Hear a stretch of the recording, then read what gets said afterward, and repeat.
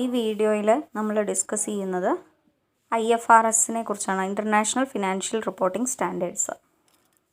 International financial reporting സ്റ്റാൻഡേർഡ്സിന് മുൻപായിട്ട് IASB നമുക്ക് എന്താണെന്ന് അറിയണം. In April 2001, under the recommendations made by Volcker trustees, the IASE came to be known as International Accounting Standard Board. IASC എന്നുള്ള ഓർഗനൈസേഷനാണ് പിന്നീട് IASB എന്ന പേര് മാറ്റിയത്. Thus IASC has been reconstituted as the international accounting standard board. International accounting standard board എന്നാണ് അതിൻ്റെ full form പറയുന്നത്. It began operations on 1st April 2001 when it succeeded the IASC. IASCയുടെ പ്രവർത്തനങ്ങൾ നിലച്ചതിന്മേൽ തുടർന്ന് തന്നെ ഏപ്രിൽ 1, 2001 തന്നെ എന്ത് തുടങ്ങിയിട്ടുണ്ട്? IASBയുടെ ആക്ടിവിറ്റീസ് തുടങ്ങിയിട്ടുണ്ട്. IASB is an independent accounting standard setting body based in London. It has 15 members from 9 countries. അപ്പോൾ IASB എന്ന് പറയുന്നത് ഒരു അക്കൗണ്ടിങ് സ്റ്റാൻഡേർഡ് ബോഡിയാണ്. അതായത് അക്കൗണ്ടിങ് സ്റ്റാൻഡേർഡ് സെറ്റപ്പ് ചെയ്യാനുള്ളൊരു ബോഡിയാണ്. ദെൻ അത് 15 members from 9 countries ആണ് അതിൽ ഉൾപ്പെടുന്നത്. It is committed in developing a single set of high quality, understandable and enforceable global accounting standards. These accounting standards provide transparent and comparable information in general purpose financial statements. Financial statements prepare ചെയ്യുന്ന സമയത്ത് എന്തെല്ലാമാണ് അത് financial statement transparent ആവാനും അതേപോലെ comparable ആവാനും ഒക്കെ വേണ്ടിയിട്ട് നമ്മൾ യൂസ് ചെയ്യുന്ന ജനറൽ സ്റ്റാൻഡേർഡ്സ് അല്ലെങ്കിൽ ഗ്ലോബൽ അക്കൗണ്ടിങ് സ്റ്റാൻഡേർഡ്സ് ആണ് IASB സെറ്റപ്പ് ചെയ്തിട്ടുള്ളത്. The board cooperates with national accounting standards setters to achieve convergence in accounting standards around the world. Statement of International Accounting Standards issued by the Board of the International Accounting Standard Committee between 1973 and 2001 are designated as International Accounting Standards. IASC എന്നുള്ള IASBക്ക് മുൻപുള്ള ഒരു organisation setup ചെയ്തിട്ടുള്ള accounting സ്റ്റാൻഡേർഡ്സിനെ വിളിക്കുന്നതാണ് IAS എന്ന്, international accounting standards എന്ന്. International Accounting Standard Board IASB announced in April 2001 that is accounting standards would be designated as International Financial Reporting Standards. അപ്പോൾ IASC international accounting standard committee designate ചെയ്തിട്ടുള്ള അല്ലെങ്കിൽ രൂപം കൊടുത്തിട്ടുള്ള accounting സ്റ്റാൻഡേർഡ്സിനെ international accounting standards എന്നാണ് വിളിച്ചുകൊണ്ടിരുന്നത്. പക്ഷേ April 1, 2001 ശേഷം IASC എന്നുള്ളൊരു organisation IASB ആയി മാറുകയാണ് ചെയ്തത്. ഇൻ്റർനാഷണൽ അക്കൗണ്ടിങ് സ്റ്റാൻഡേർഡ് ബോർഡായി മാറി. അതിനെ തുടർന്ന് തന്നെ ഈ അക്കൗണ്ടിങ് സ്റ്റാൻഡേർഡ്സിൻ്റെയും പേര് മാറ്റി. അതായത് IAS എന്നുള്ളത് IFRS എന്ന് മാറ്റിയിട്ടുണ്ട്, ഇൻ്റർനാഷണൽ ഫിനാൻഷ്യൽ റിപ്പോർട്ടിംഗ് സ്റ്റാൻഡേർഡ്സ് എന്ന്. അപ്പോൾ അതാണ് IFRS പറയുന്നതിന് മുൻപ് ഈ ഒരു ഹിസ്റ്ററി പറഞ്ഞത്. Also in April 2001, the IASB announced that it would adopt all the international accounting standards issued by IASC. IASB 2001 April 1 announce ചെയ്ത സമയത്ത് തന്നെ ഇൻ്റർനാഷണൽ അക്കൗണ്ടിങ് സ്റ്റാൻഡേർഡ്സും അതായത് IASC അഡോപ്റ്റ് ചെയ്തിരുന്ന ഇൻ്റർനാഷണൽ അക്കൗണ്ടിങ് സ്റ്റാൻഡേർഡ്സും യൂസ് ചെയ്യാമെന്നുള്ളൊരു നിലപാടിലാണ് IASB സെറ്റപ്പ് ചെയ്തത്. Okay, അപ്പോൾ first നമ്മൾ പഠിക്കേണ്ടത് IASC എന്നുള്ളൊരു പ്രെഡീസസറെയാണ്. അതായത് നമ്മുടെ IASBക്ക് മുൻപുള്ളൊരു ഓർഗനൈസേഷനാണ്. IASB എന്ന് പറയുന്നത് ഇൻ്റർനാഷണൽ അക്കൗണ്ടിംഗ് സ്റ്റാൻഡേർഡ് ബോർഡ് ആണെങ്കിൽ IASC ഇൻ്റർനാഷണൽ അക്കൗണ്ടിംഗ് സ്റ്റാൻഡേർഡ് കമ്മിറ്റിയാണ്. International accounting standard committee setup ചെയ്തിട്ടുള്ള അക്കൗണ്ടിംഗ് സ്റ്റാൻഡേർഡ്സിനെ വിളിക്കുന്നതാണ് IAS എന്ന്, ഇൻ്റർനാഷണൽ അക്കൗണ്ടിംഗ് സ്റ്റാൻഡേർഡ്സ് എന്ന്. IASB എന്നുള്ള ഓർഗനൈസേഷൻ അല്ലെങ്കിൽ അവർ സെറ്റപ്പ് ചെയ്തിട്ടുള്ള അക്കൗണ്ടിംഗ് റൂൾസിനെ വിളിക്കുന്നത് ഇൻ്റർനാഷണൽ ഫിനാൻഷ്യൽ റിപ്പോർട്ടിംഗ് സ്റ്റാൻഡേർഡ്സ് എന്നാണ്. ഇത് രണ്ടും വ്യത്യസ്തമൊന്നുമല്ല. IASഉം IFRSഉം കണ്ടൻസ് സെയിം ആണ്, പക്ഷേ അവയുടെ പേര് മാറ്റി എന്നുള്ളതേ ഉള്ളൂ. ബോഡിയും മാറിയിട്ടുണ്ട്. ദെൻ IFRS എന്താണെന്ന് നോക്കാം. Undoubtedly, globalization has changed the accounting world. It has brought fee pricing, volume trading, listing in international stock exchanges, etc. As a result, our accounting system has to become truly global in character. അതായത് അക്കൗണ്ടിങ്ങിനെ world മൊത്തം use ചെയ്ത് തുടങ്ങിയതിലൂടെ എല്ലാ പ്രവൃത്തികളും എന്താവാൻ തുടങ്ങി, അക്കൗണ്ടിങ്ങിൻ്റെ എല്ലാ പ്രാക്ടീസസും global ലെവലിലായി തുടങ്ങി. The regulation of accounting language is carried out on global level. അപ്പോൾ ഈ അക്കൗണ്ടിങ് ലാംഗ്വേജ് കൈകാര്യം ചെയ്യുക അല്ലെങ്കിൽ അക്കൗണ്ടിങ് യൂസ് ചെയ്യുക എന്നുള്ളത് ഗ്ലോബൽ ലെവലിൽ നടന്നു തുടങ്ങി. This is because business trade globally and financial market span the globe. അത് എന്തുകൊണ്ടാണ് അക്കൗണ്ടൻസിക്ക് ഈ ഒരു ഗ്ലോബൽ ലെവൽ അക്സെപ്റ്റൻസ് കിട്ടിയതെന്ന് വെച്ചാൽ ബിസിനസ് ലെവലിൽ അല്ലെങ്കിൽ ട്രേഡ് നടക്കുന്നത് ഗ്ലോബലിയാണ്. ആൻഡ് ഫിനാൻഷ്യൽ മാർക്കറ്റും അതേപോലെ തന്നെ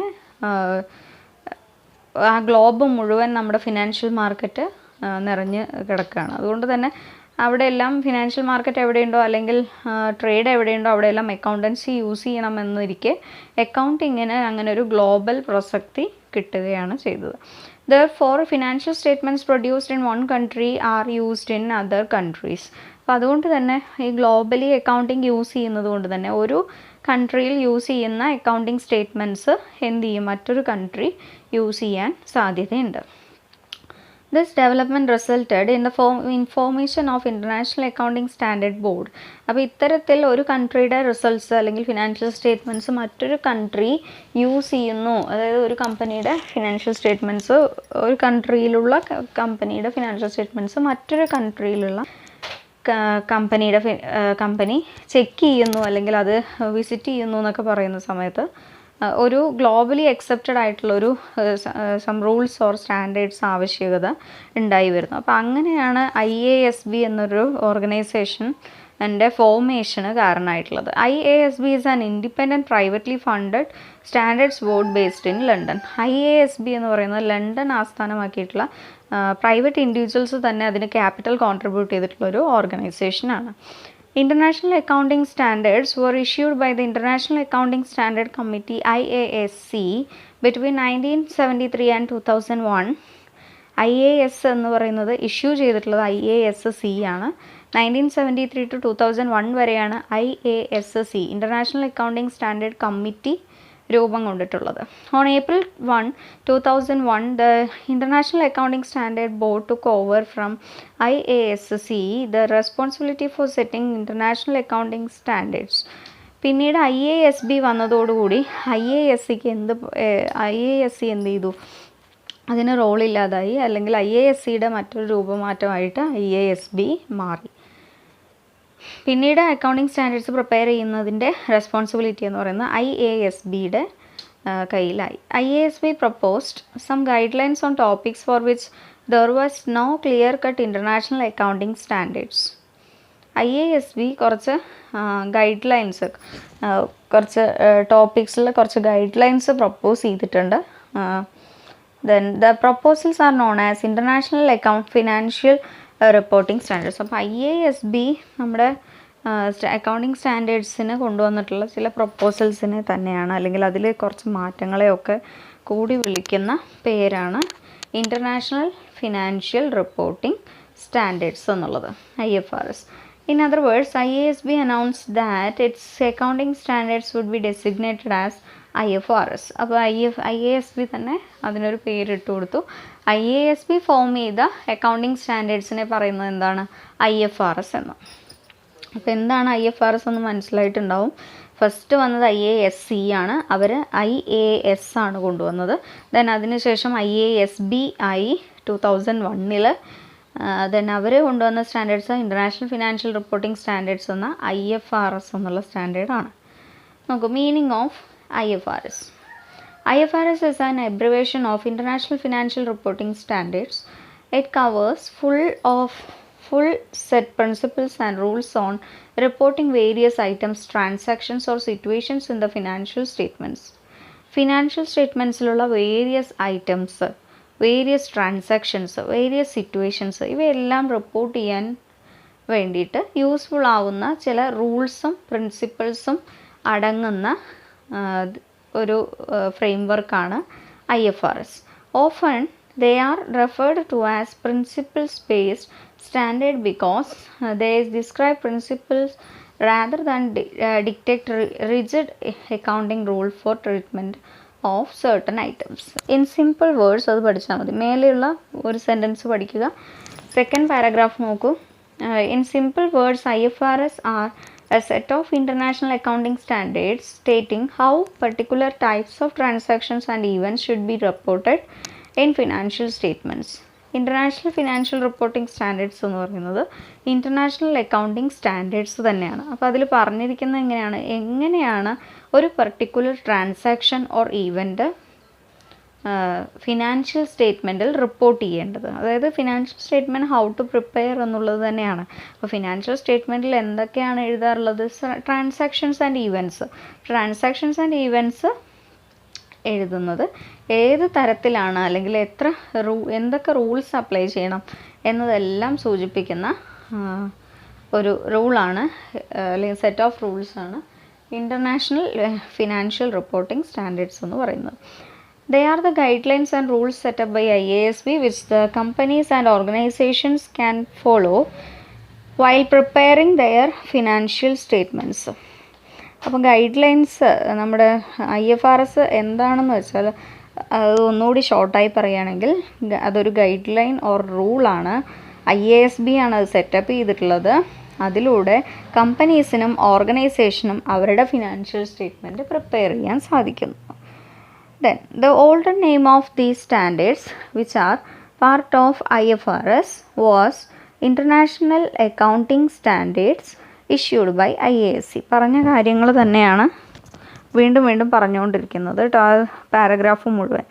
IASC എന്നുള്ള സ്റ്റാൻഡേർഡ് ആയിരുന്നു IFRSൻ്റെ പഴയ രൂപം.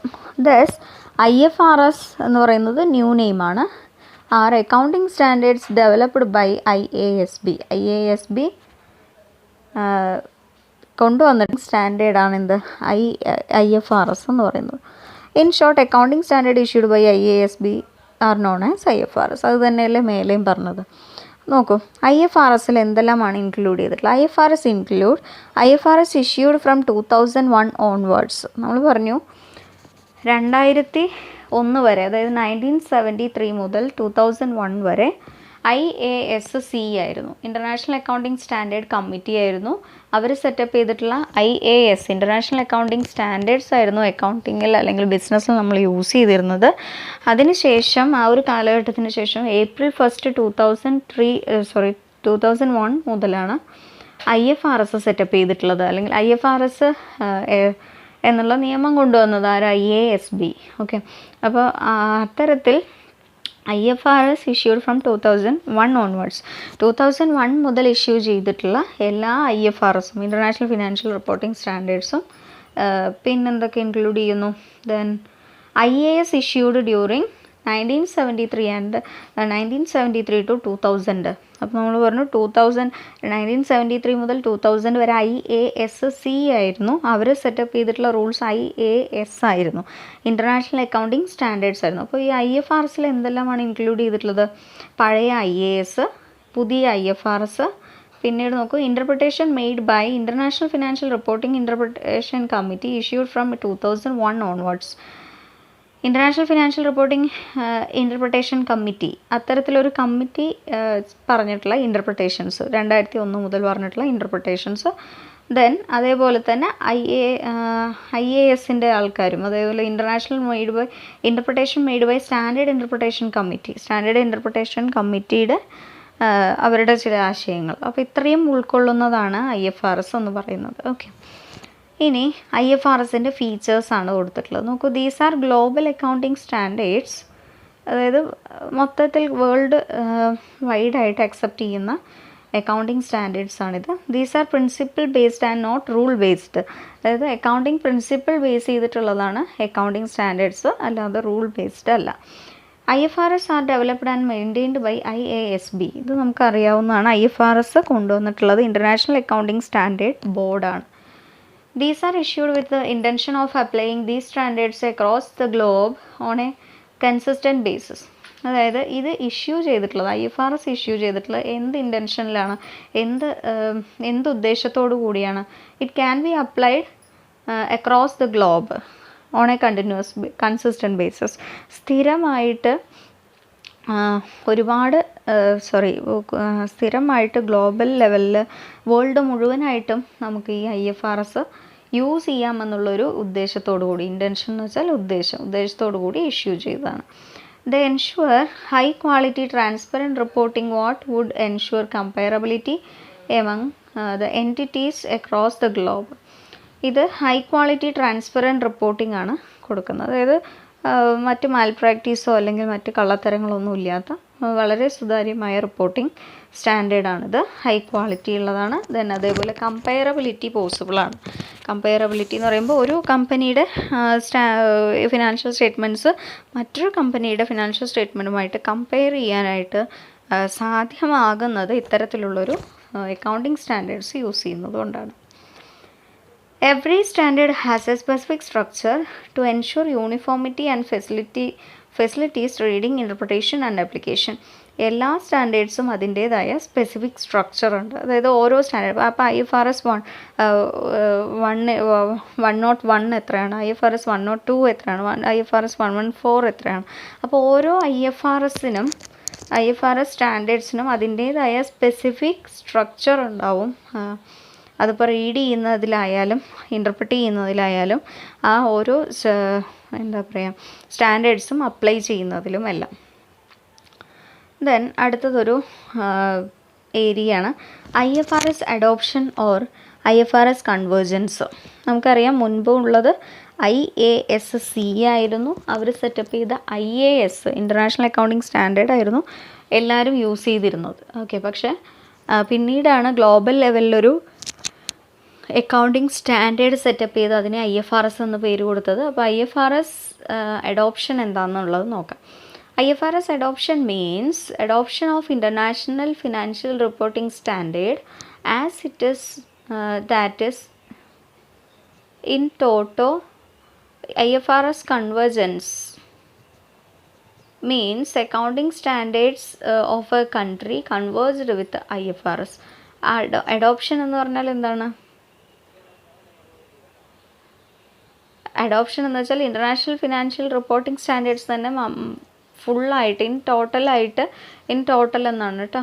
ഇൻ ടോട്ടലായിട്ട്, അതായത് മുഴുവനായിട്ടും IFRS അഡോപ്റ്റ് ചെയ്യുക എന്നുള്ളതാണ്. പക്ഷേ IFRS കൺവേർജൻസ് എന്ന് വെച്ചാൽ accounting standards of the country converged with IFRS, that is Indian accounting standards more or less in line with IFRS. In short, convergence means to achieve harmony with IFRS. അപ്പോൾ IFRS convergence എന്ന് വെച്ചാൽ IAS എന്നുള്ള international accounting standards adopt ചെയ്തിരുന്ന കമ്പനികൾ IFRSും കൂടി എന്ത് ചെയ്യുന്നു, അതായത് IASലെ പോലുള്ള നിയമങ്ങൾ IFRSലുണ്ടാവും. അപ്പോൾ അതുകൂടി ഫോളോ ചെയ്ത് പ്രവർത്തിക്കുന്നതിനെയാണ് IFRS കൺവേർജൻസ് എന്ന് പറയുന്നത്. പക്ഷേ IFRS അഡോപ്ഷൻ എന്ന് വെച്ചാൽ നേരത്തെ യൂസ് ചെയ്ത IAS കംപ്ലീറ്റ്ലി മാറ്റിയിട്ട് ഇൻ ടോട്ടലായിട്ട് IFRS മാത്രം യൂസ് ചെയ്യുന്നതിനെയാണ് IFRS അഡോപ്ഷൻ എന്ന് പറയുന്നത്.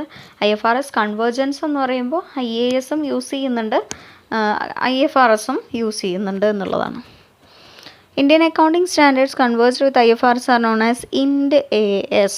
അപ്പോൾ ഈ ഇന്ത്യൻ അക്കൗണ്ടിങ് സ്റ്റാൻഡേർഡ്സും IFRSും തമ്മിൽ ചേരുന്ന അല്ലെങ്കിൽ ചേർത്തിയാൽ അക്കൗണ്ടിങ് സ്റ്റാൻഡേർഡിനെ വിളിക്കുന്ന പേര് IND-AS എന്നാണ്. ഇത് നിങ്ങൾ പലയിടത്തും കണ്ടിട്ടുണ്ടാവും, കൊമേഴ്സുമായി ബന്ധപ്പെട്ടിട്ടുള്ള കുട്ടികൾ IND-AS എന്നുള്ളൊരു വാക്ക് കേട്ടിട്ടുണ്ടാവും. അപ്പോൾ അതിന് അർത്ഥം എന്താണെന്ന് വെച്ചാൽ Indian accounting standard കൺവേർജ്ഡ് with IFRS എന്നുള്ളത്. അതായത് മുൻപുള്ള IASC കോൺട്രിബ്യൂട്ട് ചെയ്തിട്ടുള്ള international accounting standards IASB contribute ചെയ്തിട്ടുള്ള IFRSുമായിട്ട് കമ്പൈൻ ചെയ്തിട്ട് ഉണ്ടാക്കിയിട്ടുള്ളൊരു കൺസെപ്റ്റാണ് ഈ IND-AS എന്ന് പറയുന്നത്. നോക്കൂ, 35 Indian accounting standards converged with IFRS were notified by the Ministry Corporate Affairs on 25th February 2011. 2011 February 25ന് മിനിസ്ട്രി ഓഫ് കോർപ്പറേറ്റ് അഫയേഴ്സ് എന്ത് പ്രഖ്യാപിച്ചിട്ടുണ്ട്? 35 ഇന്ത്യൻ അക്കൗണ്ടിങ് സ്റ്റാൻഡേർഡ്സ് IFRSുമായിട്ട് കൺവേർജ് ചെയ്തിട്ടുണ്ട്. ദെൻ എന്തിനാണ് ഈ need for convergence, need for IFRS? ഇത് PDF ആണ്, അതുകൊണ്ടാണ് അത് ഇങ്ങനെ തന്നെ കാണുന്നത് കേട്ടോ. ഇത് സെപ്പറേറ്റ് ഫോട്ടോ അല്ല, അതുകൊണ്ട് അത് ഇങ്ങനെ തന്നെ വീഡിയോ എടുക്കലേ നിവൃത്തിയുള്ളൂ. നീഡ് ഫോർ IFRS കൺവേർജൻസ്, എന്തിനാണ് ഈ IFRS ഇന്ത്യസുമായിട്ട് കൺവേർജ് ചെയ്തിട്ടുള്ളത്? അത് നോക്കൂ, എന്തിനൊക്കെ ആയിരിക്കും എന്നുള്ളത്. Financial globalisation as a phenomenon of the 21st century in opening up the East European and economies of China and India has accelerated the pace of integration of capital market. Diversity in international accounting practices adversely affects capital flow. അതായത് 21st സെഞ്ച്വറിയിലുള്ള financial globalization എന്ന phenomenon അത് European എക്കണോമീസിലേക്ക് like China and economies of China and India has accelerated the pace of integration of capital മാർക്കറ്റിൻ്റെ opening east European എക്കണോമീസിലേക്ക് കൂടിയാക്കി. Diversity in international accounting practices adversely effects capital flow. അപ്പോൾ international accounting പ്രാക്ടീസിലുള്ള വൈവിധ്യം, അതായത് പല international accounting practice എന്ന് പറയുമ്പോൾ ഗ്ലോബൽ ലെവലിൽ അക്കൗണ്ടിങ് പ്രാക്ടീസ് ചെയ്യുന്നത് വ്യത്യസ്തമായിട്ടാണ്. അതായത് ഇന്ത്യ അഡോപ്റ്റ് ചെയ്യുന്ന അക്കൗണ്ടിങ് പ്രാക്ടീസ് അല്ല മറ്റ് കൺട്രീസ് യൂസ് ചെയ്യുന്നത്. അപ്പോൾ അത്തരത്തിൽ ഇൻ്റർനാഷണലി അക്കൗണ്ടിങ് പ്രാക്ടീസസിലുള്ള ഡൈവേഴ്സിറ്റി അത് ക്യാപിറ്റൽ ഫ്ലോയെ എന്താ പറയുക പ്രതികൂലമായിട്ട് എഫക്റ്റ് ചെയ്തു. Therefore, a need for a single set of high-quality international accounting standards. Such standard will promote confidence in the capital market. അപ്പോൾ അതുകൊണ്ട് തന്നെ ഒരു കോമൺ ആയിട്ടുള്ള ഒരു സെറ്റ് ഓഫ് സ്റ്റാൻഡേർഡ് വേണമെന്ന് ഉള്ള ഒരു റിക്വയർമെൻറ്റ് ഐഡൻറ്റിഫൈ ചെയ്യുകയും ആ സ്റ്റാൻഡേർഡ് ക്യാപിറ്റൽ മാർക്കറ്റിന് എന്തായാലും നല്ല കോൺഫിഡൻസ് തരും, അല്ലെങ്കിൽ ക്യാപിറ്റൽ മാർക്കറ്റ് നല്ല രീതിയിൽ നടത്താൻ പറ്റുമെന്ന് ഉറപ്പ് വരികയും ചെയ്തു. അപ്പോൾ അങ്ങനെയാണ് ഈ ഒരു IFRS കൺവേർജ് ചെയ്യാനുള്ള തീരുമാനമായത്. Besides uniformity, the accounting standards will increase the comparability of the financial statement. അപ്പോൾ യൂണിഫോമിറ്റി ഇൻ അക്കൗണ്ടിങ് മാത്രമല്ല IFRS കൺവേർജൻസിൻ്റെ ഉദ്ദേശം, പക്ഷേ കമ്പയറബിലിറ്റി കൂടിയാണ്. Then multinational corporations. In the early 1990s, there were estimated 37,000 MNCs with about 170,000 affiliates, and their number increased to 78,000 with nearly 780,000 affiliates by 2006. അതായത് ഒന്നുമില്ല, multinational corporations or MNCs അല്ലെങ്കിൽ വൻകിട കമ്പനികൾ അത് 1990യിൽ നിന്നുള്ള സിറ്റുവേഷൻ അല്ല ഇപ്പോൾ ഉള്ളത്. അതായത് ദിനം പ്രതി ഈ MNCs വളർന്നുകൊണ്ടിരിക്കുകയാണ്, അതിൻ്റെ എണ്ണവും കൂടിക്കൊണ്ടിരിക്കുകയാണ്. അത് ജസ്റ്റ് എസ്റ്റിമേറ്റ്സ് അവിടെ പറഞ്ഞിട്ടുണ്ട്, വായിച്ചു നോക്കുക. ഇന്ന നമ്പറിൽ